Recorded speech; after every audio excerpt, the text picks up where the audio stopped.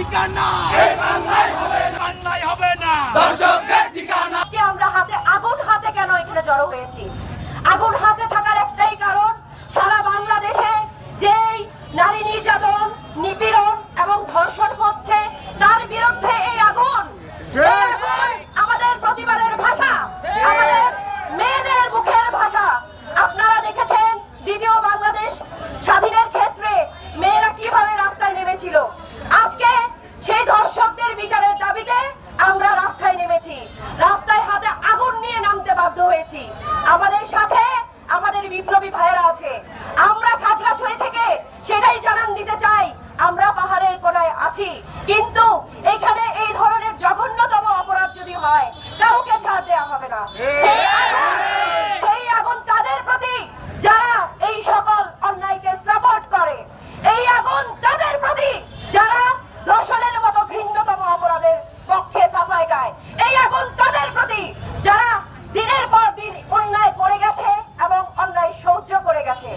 আমি জাতীয় নাগরিক পার্টির পক্ষ থেকে সবাইকে জানান দিতে চাই, পাহাড়ের কোনায় কোনায় যত ধরনের অপরাধ, নিপীড়ন, নির্যাতন এবং নারীর প্রতি সহিংসতা সবকিছুর জবাব দেওয়া হবে। আজকে আমরা যারা রাস্তায় নেমেছি এটা আমাদের প্রথম পদক্ষেপ। খাগড়াছড়ির মানুষ জানলো খাগড়াছড়িতে জাতীয় নাগরিক পার্টির একটা অভিষেক হয়েছে। আমরা আজকের পর প্রত্যেকটা ঘরে ঘরে প্রত্যেকটা নারী জানান দিতে চাই, আমাদের প্রতি যে কোনো ধরনের অবমাননা, নিপীড়ন, নির্যাতন এবং ধর্ষণের পক্ষে আমরা একাই যথেষ্ট। আমাদের সাথে আমাদের ভাই, বাবা, বন্ধু সবাই আছে।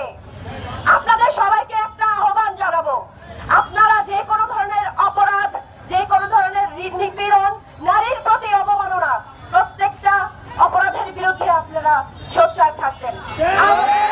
জাতীয় নাগরিক পার্টির পক্ষ থেকে প্রশাসনকে জানাতে চাই, আপনারা আর নিশ্চুপ থাকবেন না।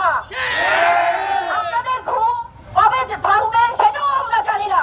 আপনাদের ঘুম ভাঙাতে হলে আবার আমাদের সংগ্রামী জনতা রাস্তায় নামবে।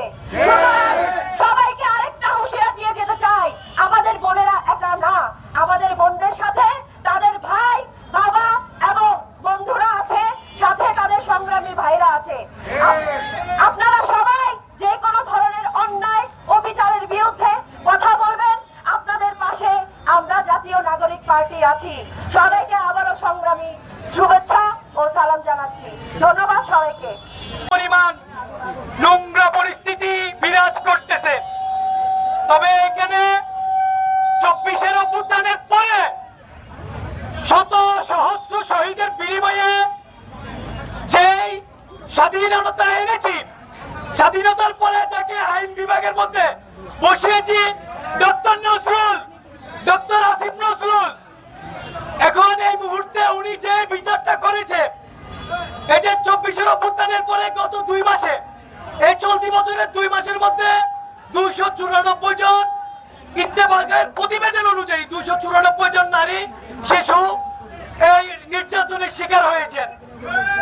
এর ভিতরে ডক্টর আসিফ নজরুল এসে যে বিচার ব্যবস্থাটা করেছে, এটা আমাদের শহীদ হওয়া ভাইদের রক্তের সাথে বেঈমানি। আপনি যদি এই ব্যবস্থা যদি এইরকম কথা যদি আপনার থেকে শুনতে হয়, তাহলে তো আপনার জানাজা পড়ানো প্রয়োজন। আমাদের 15 দিনের মধ্যে তদন্ত, 90 দিনের মধ্যে ফাঁসি। আমি মনে করি এই রকম নিকৃষ্ট কর্মকাণ্ডে যে লিপ্ত হওয়ার পরে একটা সেকেন্ড পৃথিবীর অক্সিজেন সে ডিজার্ভ করে না। যাই হোক, আপনি আপনার সিদ্ধান্ত থেকে সরে এসে যদি কঠিন কোনো ব্যবস্থা নিতে না পারেন, আপনার গতিতে আগুন লাগানোর জন্য আমরা প্রস্তুত।